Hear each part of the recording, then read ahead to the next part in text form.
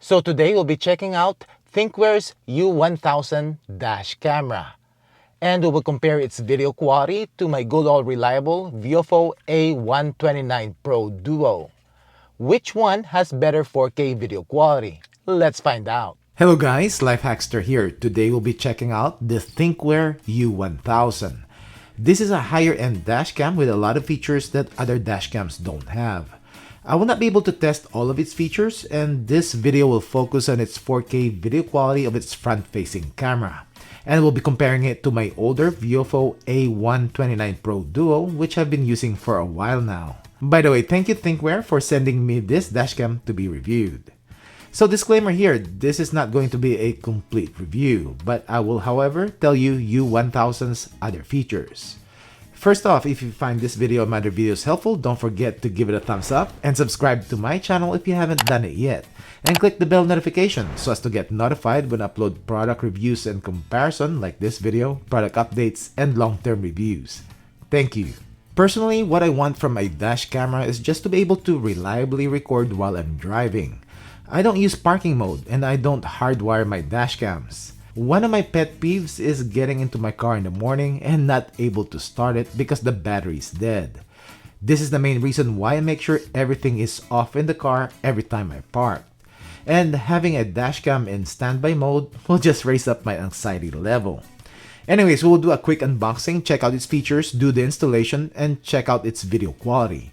And then we will compare the video quality to my Viofo A129 Pro Duo and see which 4K dash camera is better, for my needs anyways.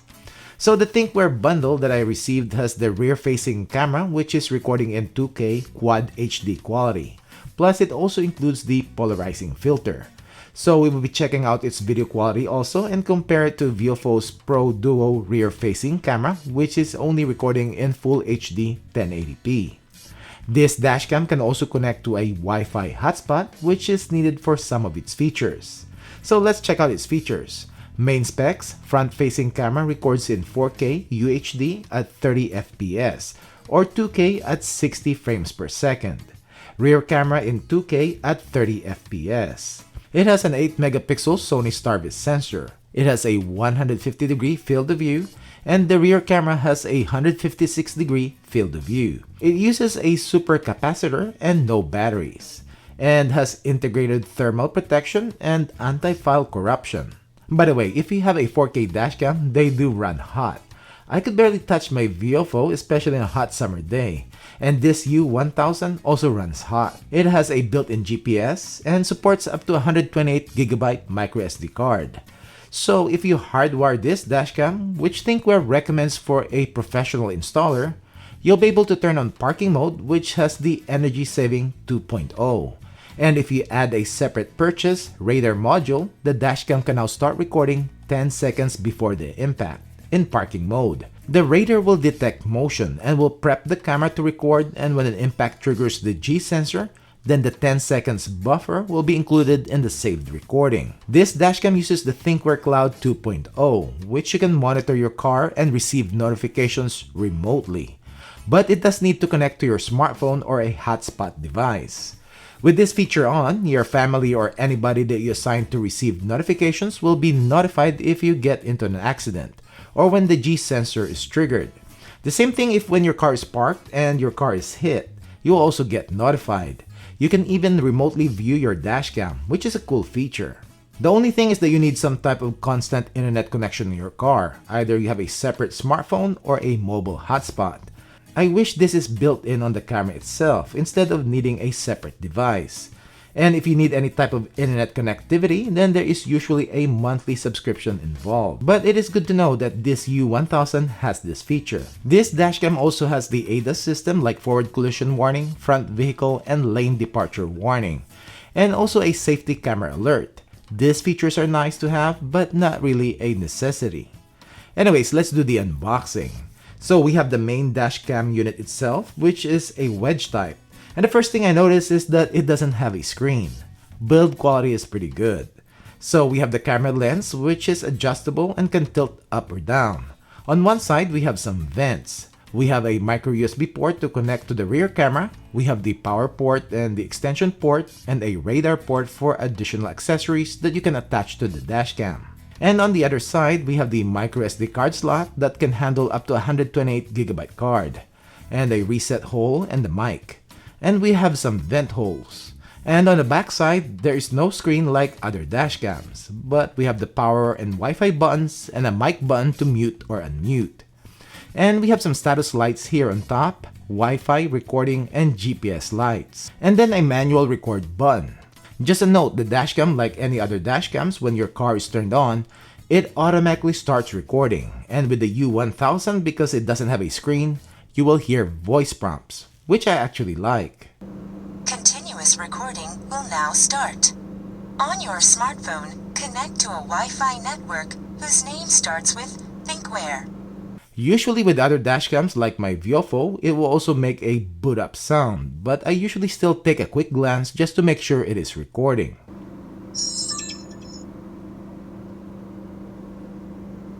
What else is inside the box? We have a quick start guide, and it comes with a CPL filter that we have to attach to the lens.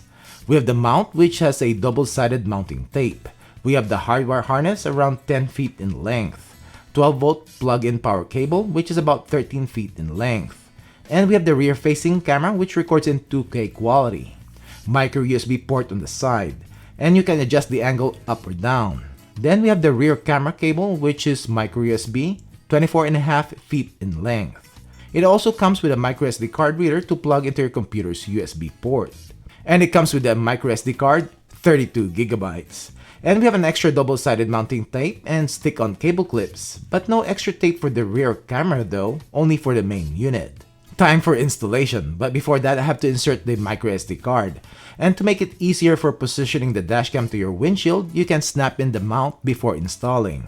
Also, I'm going to install the polarizing filter, which you have to make sure that you have the guides or the line gaps aligned vertically on the lens. Now, it has a sticky side, but it is not permanent. You can still remove the filter and reinstall if needed, but I'm not sure on how many times you can do this. But I wish it is a bit easier like on the Viofo, which it has a snap-on polarizing filter, and you can remove and reinstall it as often as you like. And you really don't need to align anything, just snap it in. So for the main unit, just mount it as close to the center of your windshield. In my case, it will be beside my Viofo, and because it doesn't have a screen, it can be directly behind my rearview mirror. As to the rear camera, same thing, just stick it on your rear window. Try to avoid the defroster lines that can block the rear camera's view. Now this 24.5-foot cable is okay in my setup, but it will really depend on which vehicle you're installing this to. You might have issues if you have a van or a long full-size SUV. And THINKWARE does sell a separate 31-foot cable if needed. So just tuck in the power and rear camera cables in your headliner, going to the passenger's A-pillar, and run them down in front of the A-pillar. Don't let them cross the A-pillar on top because of the curtain airbags. Avoid crossing the wires on top of the airbag area. So I tucked mine in under the door rubber seals and the power cable going to the center stack to the 12-volt power outlet. And the rear camera cable going down on the floor to the back seat and goes up to the headliner to the rear camera. Now I'll just show you a quick setup on the app, and remember this dashcam doesn't have a screen. You need to connect the dashcam to your smartphone via the app to change any settings. So download the THINKWARE cloud and open it up. You don't need to register. Turn on your car and the dashcam will automatically turn on and wait for the prompts. Continuous recording will now start. On your smartphone, connect to a Wi-Fi network whose name starts with THINKWARE. Click on the dashcam connection is required. Click on the model that you're going to connect to, which is the U1000. You can connect via hotspot or Wi-Fi. I'll choose Wi-Fi in this setup. Go to your Wi-Fi settings and click on the THINKWARE network. Type in the default password, which is 1 through 9, and click join. Go back to the app and click OK. And now your phone is connected to the dashcam. In here, you can check the live view.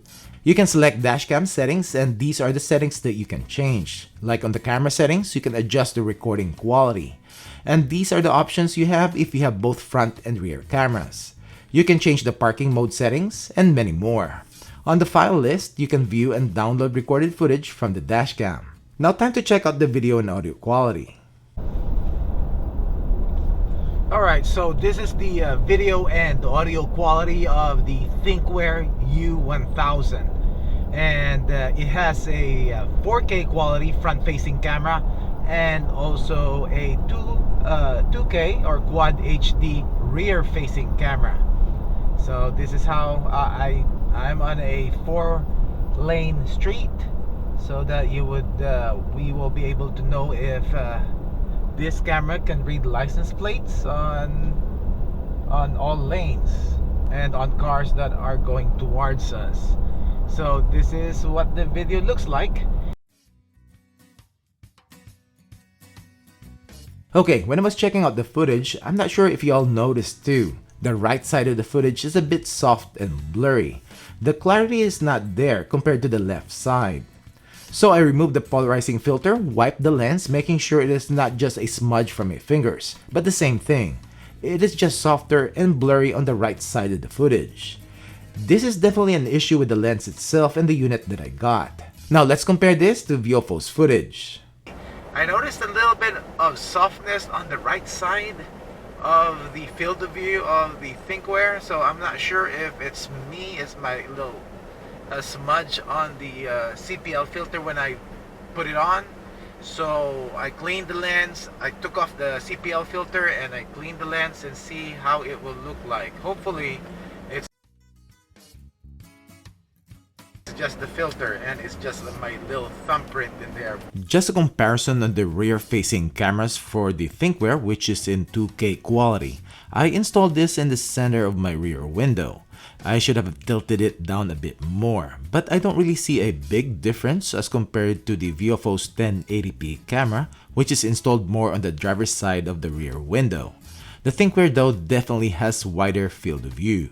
I think the video quality is a tad better on the Viofo, and just comparing the left side of the THINKWARE, both dashcams can read license plates on cars in the front and adjacent left lanes. And because of the softness on the right side on the THINKWARE, anything from the middle to the right is not as clear as compared to the Viofo. THINKWARE needs to tighten up on their quality control on this one, and the bad thing is that this unit came to me, and this opens up the question, how many units they have that left the factory that had this issue? With nighttime footage, both of them uses a Sony 1.8 aperture sensor, and THINKWARE uses the Sony Starvis, which should be good in low light. But because of its large aperture bringing more light to the sensor, you will have this lens flare, especially on lights and lighted signs, making it just a blur and you really cannot make out any or read any signs. Viofo seems to be a tad brighter but has a lot more lens flaring than the THINKWARE.